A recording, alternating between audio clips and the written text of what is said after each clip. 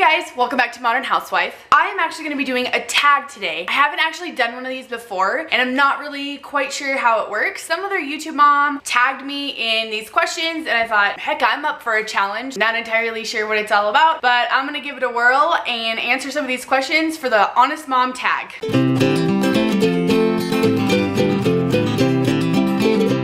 I'm gonna kind of wing through these the best that I can, and I guess we'll see how it goes. Question number one, how many kids did you always want, and how's that working out for you? Such a funny story. Since I was a little girl, I have like notebooks just full of stuff that I've written. Stories, life dreams, and goals, and journals, and a couple years ago, my mom gave me one of my 11-year-old like story notebooks. I'm living that today. So I have this story, and I wish I could find it right now. I've actually completely packed it away.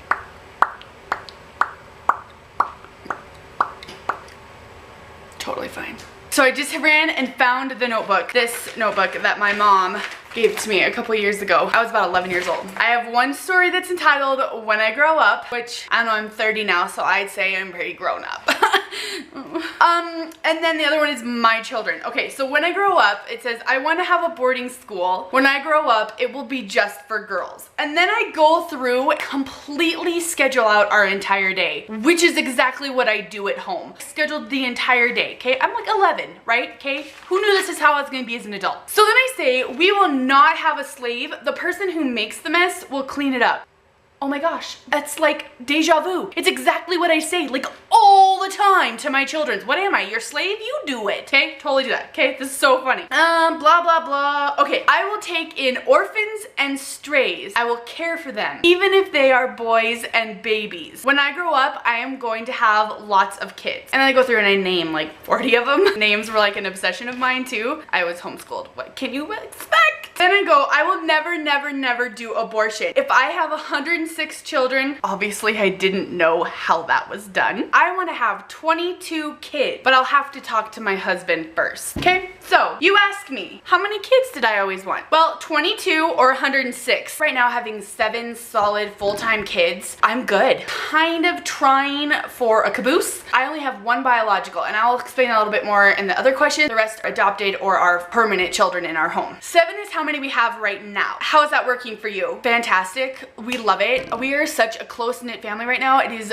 amazing. So 7 is good. Super happy about it, but it looks like I wanted between 22 and 106. So I'm gonna say that's probably not gonna happen, but if it did, I would be fine with it. Okay, question number 2 is, where's your secret hideout and what do you do in there? I don't have a hideout. With 7 kids, I don't leave them alone. We do have a rest time during the afternoon. So the kids will rest anywhere between 1 and 4. When the baby is taking his nap, they will do their tablet or the computer or their workbooks, or they'll watch a movie. Quiet time, they'll do a puzzle or their color or something like that. My rule for rest time, when we actually have it, your butts are down. A good chunk of time to just kind of revamp, get my mind back to where I need to be, off my feet. Let me call my husband, something that I can do for just a skinny minute. Get my phone, I get my little subscriptions out for my YouTube that I enjoy watching. I absolutely just take a minute for myself. Who's coming in? Hello? Are you going potty? How come it is when they get in the pool, they have to go potty? I don't understand it. They're just the cutest. Okay, so number 3. Would you rather go to the grocery store alone with the kids or mop your kitchen floor on your hands and knees? I'm gonna go with going to the grocery store. And I know that that is probably not going to be the probable answer of many mothers, but I don't like to wash the floor. That kind of grosses me out a little bit. I have an amazing steam mop and I'm gonna let it do its job. I don't mind going to the grocery store with my kids. I actually went to Target yesterday with 8 of them. Yes, 8 of them in tow. We went to Target at 3 o'clock, nap time. It's funny because there was another mom there who had 5 kids with her staring at me and I was like staring at her, and you know, I have like 4 in the cart and 4 behind me. I think the parent to child ratio in Target right now is way out of control. This lady next to me who had one child, and she was like 13. She like looked at us and I was like, you are so bored, mama, because you don't even know the fun that we be having right now. We be having so much fun. I don't like to be alone and I don't like to be bored. I'll take a slew with me because I just don't want to be alone, because I talk to myself, and if I'm talking to myself and there's no child there, people are gonna be looking at me. Unless I'm going to Walmart where that's normal, I take children with me. What is your proudest mothering moment to date? That's a good question. I feel like I have those like on a regular basis. So here's the deal with me. Like, I am not a very emotional person. I don't cry very often. You know, I don't get worked up. The drama of everything, I kind of just subdue. I'm a blunt person, and I just put it out there so it doesn't fester up within me. And I'm not an emotional person. What is it about your child coming out on stage when they're about to perform? Like, what's up with that? I don't cry, like, ever. Look, dry. Boop, until my kid walks out on the stage to perform something for me, and I'm like, oh my god, they're so beautiful. What? I don't even understand that. I cannot cry for 364 days a year, and the one day they come out to do a performance and I'm like a hot mess. What? I don't know what trigger that is. Those are probably my proudest mom moments, where they like work super hard at like their dance or their gymnastics or something. Peace out. This mama be crying all day long. She still needs a little bit of help in the bathroom. We're alone again. Thank you, Jesus. Next question is, for the sake of my kids, I gave up what?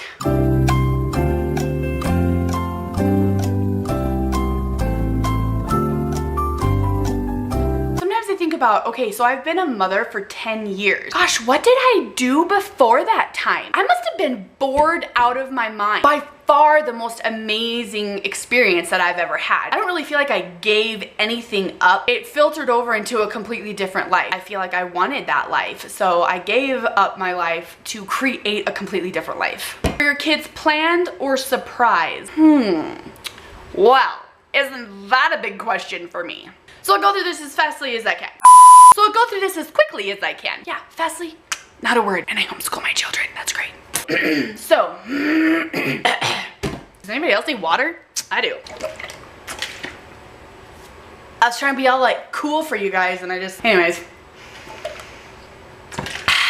That's better. I'm really working on a video where I can introduce you to the whole family, but for right now, I'll run through. We have 5 husbands right now. We're kind of in the process and gearing towards the end of possibly being able to adopt 2 more. Right now, we have 5 children, and those are the 5 that I'm gonna stick to. When Joel and I got married, he already had a 2-year-old daughter. She came into the family already established as a husband. Joel actually wasn't supposed to be able to have children. We were going to adopt the rest of our children, or another child, or whatever it was that we were gonna do in the future. We were loving married life. We were enjoying it. We were not trying to have a baby, nor were we trying to stop a baby, because I even have doctor's notes that stated, dude, no, you're never gonna father biological children. I'll give you a 2% chance, like, just to make you feel good about yourself. So I would have to say she is like one of our main miracle surprises. We weren't even married a year, and I got pregnant with our daughter Lexi. So just this amazing burst of faith in God, being able to give birth to a child that's perfectly me and my husband smashed together. A ball of joy and so much fun to be around. Surprise baby, okay? Wasn't planned at all, because I didn't expect to have children. We decided we wanted to adopt and do foster care. We were given a sibling group of 2. They were 11 months and 2 years old at the time. We got them in May. I honestly expected them to be home by December. It's only gonna be like maybe a minimum of 6 months. These kids are gonna be back home. In November, before that December, I actually sat down with the mom at a dinner once, and we kind of just hashed out the possibility of us adopting these children. And I would have to say it's a surprise adoption, because we had a lot of ups and downs in there too. So Silas and Brooklyn are 6 and 7. In the middle of fostering them for about 3 years, we got our teenager. And again, a huge surprise, because Joel and I were kind of on the younger kid slope, and we decided we really wanted to go for an older child. There were so many children out there that were waiting for a home. Everybody in the family was okay with it. We decided we would go ahead and do that. We actually hadn't even told anybody yet, and we got the call while we were on vacation. That was kind of another huge surprise, as it was just dropped in our lap, of being able to take in this 14-year-old girl and then 1 year later adopt her. So that's Allie, and she's 18 now. So those are our 5 children, except for Casey, who was already kind of in the mix when we got married. The other 4 are surprises. So question number 7 is, what is your lowest mothering point to date? This is an easy one for me, because I feel like it's substantial for why I'm doing what I'm doing. In the middle of Lexi's 1st grade year in public school, we had a lot going on. We had lots of foster kids. We had lots of issues just going on in life. And I'll never forget, I was just kind of having a time in with her. So I laid down with her one night, and she said, Mom, I just miss you.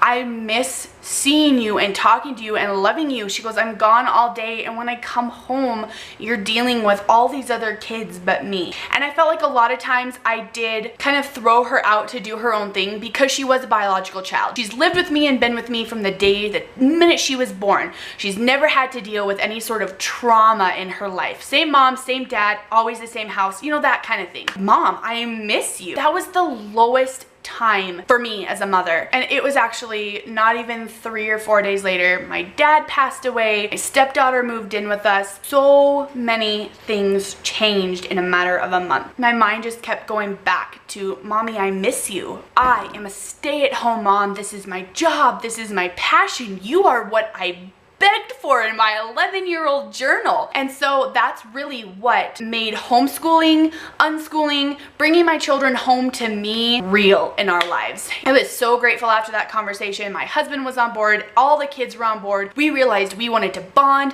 and grow together as a family and that this was going to be the right step. The lowest moment for me as a mother brought on this amazing new journey in life. And so I'm grateful for that lowest moment and I will never forget that lowest moment. So number 8 is your favorite birth story. I've only given birth to one child, Lexi. If I have another child, hers is not going to be my favorite birth story. It is not. I was miserable. I was in labor for 27 hours. Gosh, it was horrible. Not a fun birth story. I ended up having to be on oxygen and my blood pressure was off and I lost a lot of blood. Practically passed out at the end. I wasn't even able to hold her for like the first 2 hours after she was born. Only one birth story. Not my favorite birth story. No. So number 10, something that you never thought you'd do as a parent. And I'm gonna go ahead and link that video right up here. I just totally did the 5 things that I never realized would happen before I became a mother. So I want you guys to go ahead, go check that out. It's a fun video. I'm super proud of it. Really enjoyed collaborating with a couple other moms with that. And that's it for these questions. So I'm gonna tag a couple of YouTube mamas that I have found the last couple of days and that I've been watching, kind of getting to know them and that kind of thing. I'm gonna tag 3.